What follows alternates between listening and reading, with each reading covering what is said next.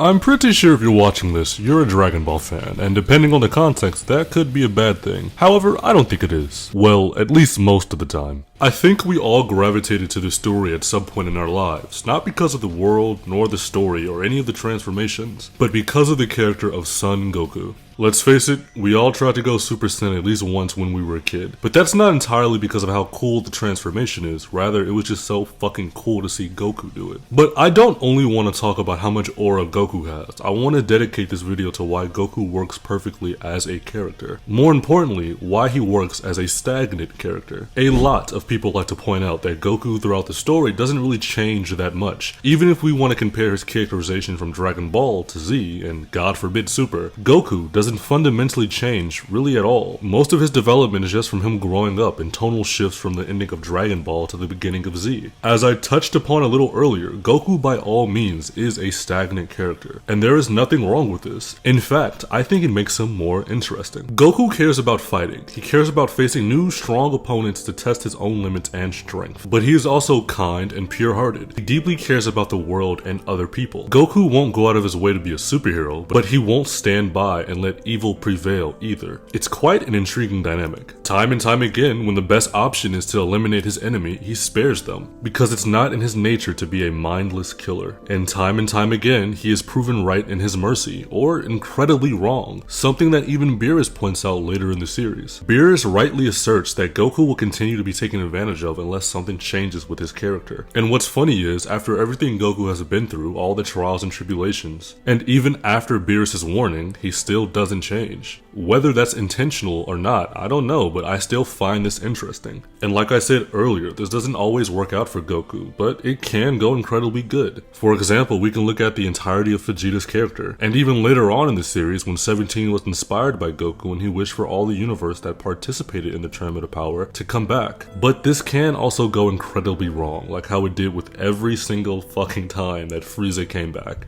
There are two types of stagnant characters. Either a character holds steadfast in their beliefs and ideologies no matter how many challenges and hardships come their way, or the character can seemingly change over time only for it to be revealed at the end of the story that the character truly never changed at all. The best examples that represent these two archetypes that I can think of are Link from The Legend of Zelda, Eren Yeager from Attack on Titan, and Naruto from Naruto and Naruto Shippuden. Eren is a character that appears to change completely, through season 1 all the way to the end of the story. It really looks like the morals of Eren have changed, only for us to learn that nothing has truly changed. Eren has always wanted to see a certain sight, since he was born. We only lack the context of the future to truly understand. In my own words and view, this makes Eren a mummer's stagnant character. A character that the audience believes to have changed, but in truth hasn't moved a foot in any direction. Now Naruto is also a stagnant character, but for a different reason. Through the beginning of the series all the way to the end of Shippuden, Naruto's morals never really change. Naruto still believes the world can be better and should be better. Sure, he may have some different views, but just like Goku, that comes from age. Even with a character like Link, no matter what iteration we're talking about, there are some things that will just never fundamentally change about the character, and they don't have to, because these are basic principles. And in the terms of telling a story, some of these principles don't have to be changed. If you introduce a villain and he's just like the worst person on the planet, he beats up babies, he stabs little kittens, like he's just an overall evil fucking guy. Now if you introduce a villain that has some level of moral ambiguity, it's okay to divert and transform that character into something new, whether he's still a villain with a different mindset or an anti-hero. But for a character like Link, and i.e. Naruto and Goku, these characters don't have to change. Link is introduced as the hero of courage. So no matter what happens around him in his world, it would be weird for him to ever doubt his heroic attributes. Now I'm not making the claim that Goku is like literally fucking Superman or anything like that, but I am saying Goku has a basic set of principles that should not be changed because they're so basic.